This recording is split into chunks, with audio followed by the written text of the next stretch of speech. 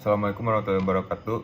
Saya Andra Mardiawan dari kelas A1 akan menjelaskan materi tentang faktor fisiografis. Pendahuluan. Silvika adalah ilmu yang mempelajari tentang sejarah hidup dari ciri-ciri umum pohon-pohon, hutan, dan tegakan dengan penekanan pada faktor-faktor lingkungan tempat tumbuh setempat. Yang satu, faktor lingkungan mempengaruhi morfologi tumbuhan, dan morfologi tumbuhan mempengaruhi ciri khas ekosistem. Yang pertama, faktor lingkungan. Faktor lingkungan tempat tumbuh memiliki unsur spesifik yang berpengaruh terhadap aktivitas fisiologis pertumbuhan pohon, yaitu faktor klimatis, faktor fisiografis, faktor edafis, dan ada faktor mikroorganisme dan faktor fauna. Apa itu faktor fisiografis? Faktor fisiografis adalah faktor lingkungan yang berkaitan dengan kondisi fisik suatu wilayah atau relief bumi. Faktor fisiografis tidak secara langsung berhubungan dengan tanaman, tetapi penting bagi pertumbuhan dan penyebaran. Pentingnya faktor fisiografis yaitu ada topografi, yang kedua ketinggian dari permukaan laut, slope atau gradient, dan aspek. Yang pertama, faktor fisiografis topografi. Topografi adalah kenampakan alami maupun kultural di permukaan bumi, mulai dari laut ke arah pegunungan mempunyai perbedaan iklim, arah angin, kelembaban atmosfer, jumlah curah hujan yang sangat signifikan. Faktor fisiografis dari ketinggian permukaan laut. Ukuran ketinggian suatu tempat dari permukaan laut yang dinyatakan dalam meter. Kekayaan jenis berkurang, suhu rendah. Setiap kenaikan 100 meter, turun suhu 10 derajat Celcius. Karena pada kondisi dengan tekanan udara yang rendah itu, molekuler udara akan bergerak lebih lambat, sehingga tidak ada tabrakan antar molekul udara yang terjadi, hasilnya suhu rendah.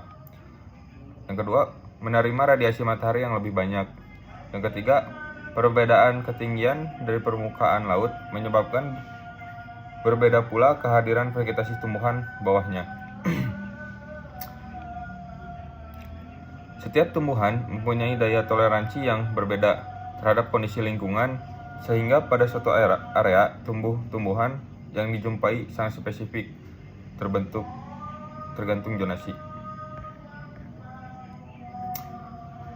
Ada juga pengaruh peningkatan elevasi terhadap perubahan pada pohon. Yang pertama, keanekaragaman pohon.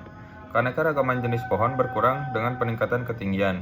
Kedua, luas bidang dasar. Ukuran luas tanah yang tertutup oleh tegakan pohon. Peningkatan elevasi yang menyebabkan luas bidang dasar pohon berkurang. Yang ketiga, jumlah spesies dan famili. Jumlah spesies dan famili pohon juga berkurang dengan peningkatan ketinggian. Yang keempat, kerapatan pohon. Kerapatan pohon juga berkurang dengan peningkatan ketinggian. Ada juga pengaruh peningkatan elevasi terhadap perubahan pada pohon. Yang kelima, pertumbuhan dan hasil tanaman. Peningkatan elevasi dapat mempengaruhi pertumbuhan dan hasil tanaman. Suhu udara yang lebih tinggi pada ketinggian rendah dapat meningkatkan aktivitas metabolisme tanaman, sehingga hasil tanaman meningkat. Namun suhu yang lebih rendah pada ketinggian yang lebih tinggi dapat menghambat pertumbuhan. Yang keenam, fotosintesis dan respirasi. Proses fotosintesis dan respirasi juga dipengaruhi oleh suhu udara. Suhu yang lebih tinggi dapat meningkatkan fotosintesis, sedangkan suhu yang lebih rendah dapat menghambatnya. Selanjutnya, faktor fisiografis slope atau kelerengan. Kemiringan atau slope adalah keadaan permukaan tanah yang tidak rata, disebabkan ada bagian yang tinggi dan ada bagian yang rendah.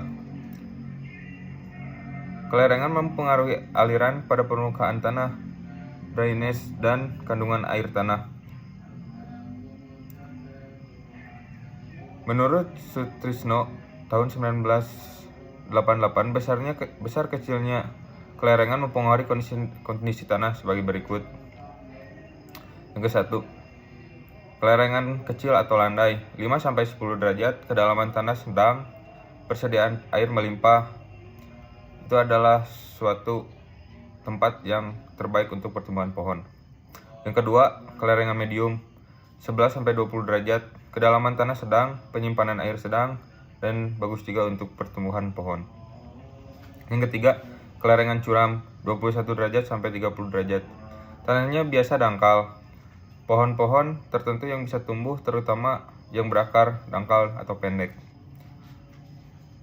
Yang keempat, kelerengan yang sangat curam 31-45 derajat, tanah tipis dengan batuan berserakan di permukaannya. Ada juga fisiografis aspek, merupakan arah slope di daratan, menentukan jumlah sinar matahari yang diterima oleh objek pada waktu yang berbeda dalam suhu satu hari. Sekian dari saya. Wassalamualaikum warahmatullahi wabarakatuh.